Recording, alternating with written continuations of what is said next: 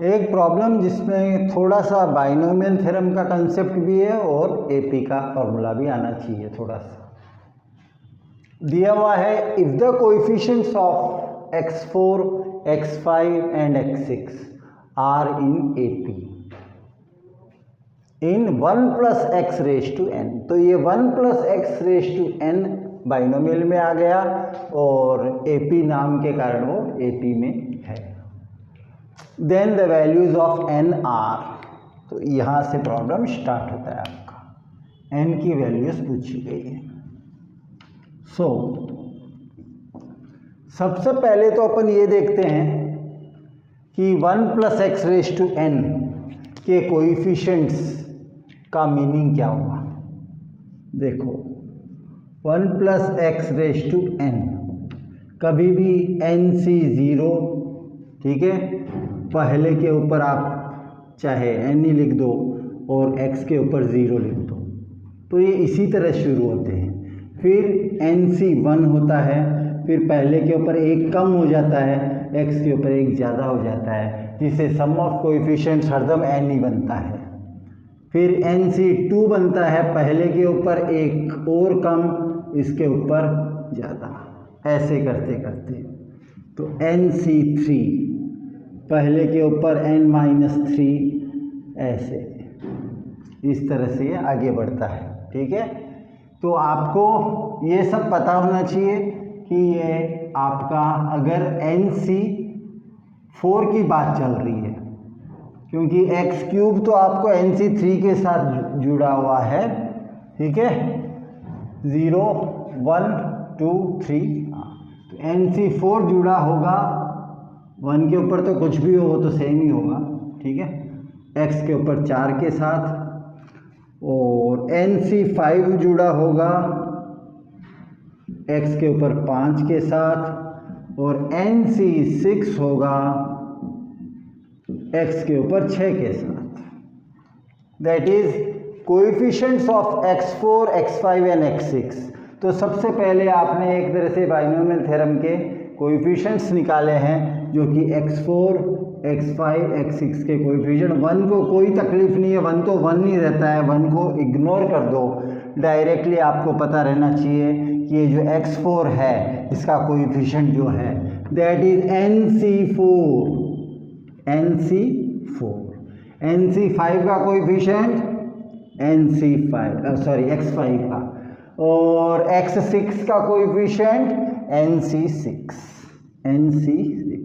तो ये 3 कोएफिशिएंट्स है आपके पास, और ये 3 लोग आपस में एपी में है।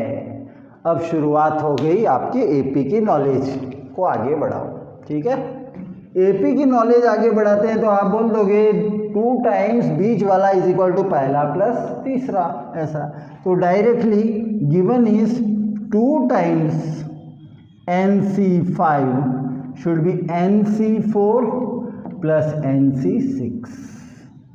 इसको सॉल्व करके आपको n निकालना है, तो आपको एक शॉर्टकट भी पता रहना चाहिए।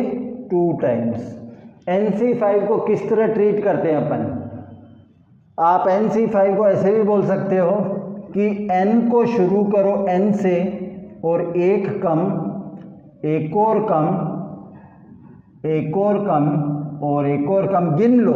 टोटल 5 होनी चाहिए, 1 2 3 4 5 हो गया।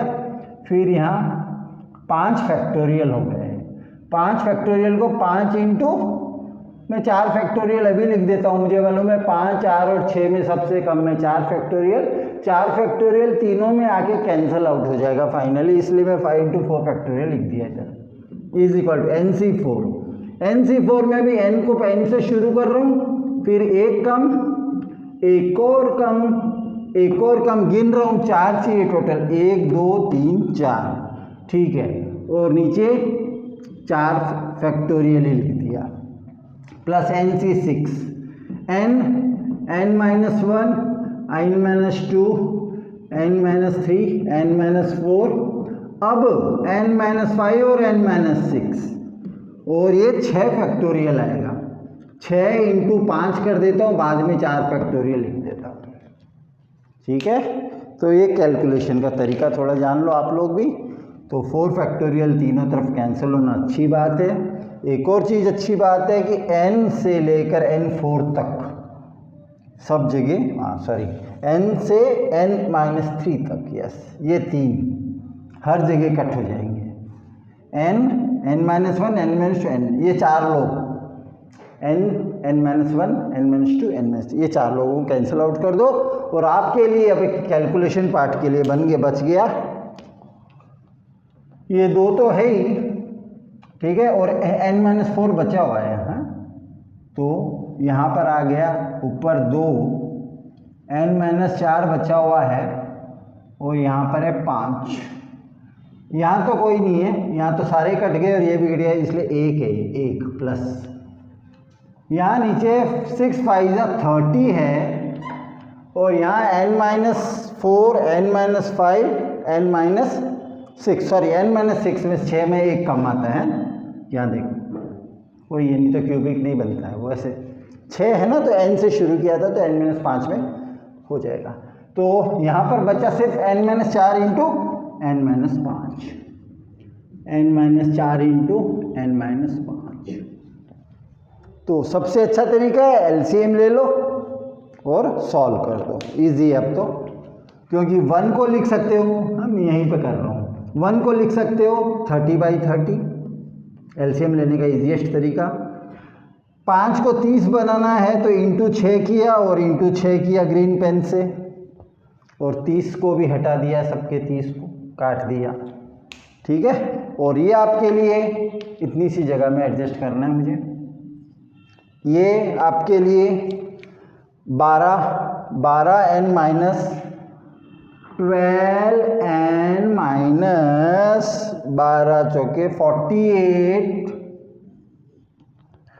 Is equal to 30 plus quadratic है n² minus 9n plus 20, n²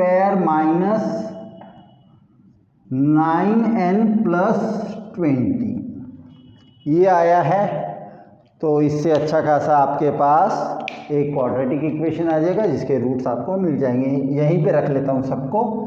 सो ये बन जाएगा आपका n² और इधर ही रखते हैं, 9 में 12 जुड़ गया माइनस के साथ, 21n और 20 30 50 और ये 98 इक्वल टू 0। अच्छा बन गया, अच्छा बन गया।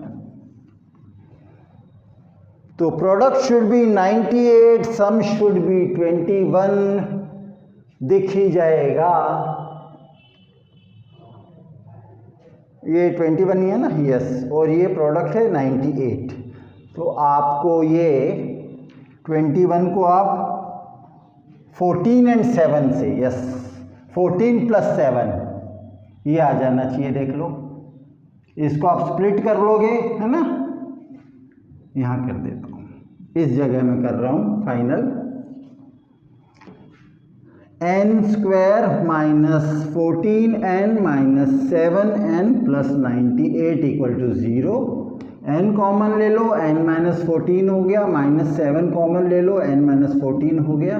दो फैक्टर्स बन गए n-7 n-14 के, दोनों को इक्वेट टू 0 कर दो तो n की वैल्यू 7 and 14 आ गई। तो ये b वाला पार्ट आ गया। तो फिर से आपको समझ में आना चाहिए कि बाइनोमियल चीज़ को एक्सपांड कैसे करते हैं। n से 0 से शुरू करते हैं, पहले के सिर पर n लिख दो तो दूसरे के सिर पर 0 लिखोगे, फिर n को डिक्रीज़ करते जाओ और 1 को इंक्रीज़ करते जाओ। इसलिए ये 1 + x में आप डायरेक्टली भी याद रख सकते हो, डायरेक्टली 1 + nx प्लस ऐसे सब कुछ। ओके, कोई प्रॉब्लम नहीं। अपन ने यही ध्यान दिया इसमें कि कोएफिशिएंट्स अपने को ये मिल गए, इन कोएफिशिएंट को अपन ने AP के हिसाब से लिख लिया, फिर उसको खोलने का तरीका थोड़ा देख लिया, फिर उसमें अपने को एक क्वाड्रेटिक मिल गया और क्वाड्रेटिक में अपने को आंसर्स मिल गया। आंसर आ गए 7 and 14। थैंक यू बच्चों।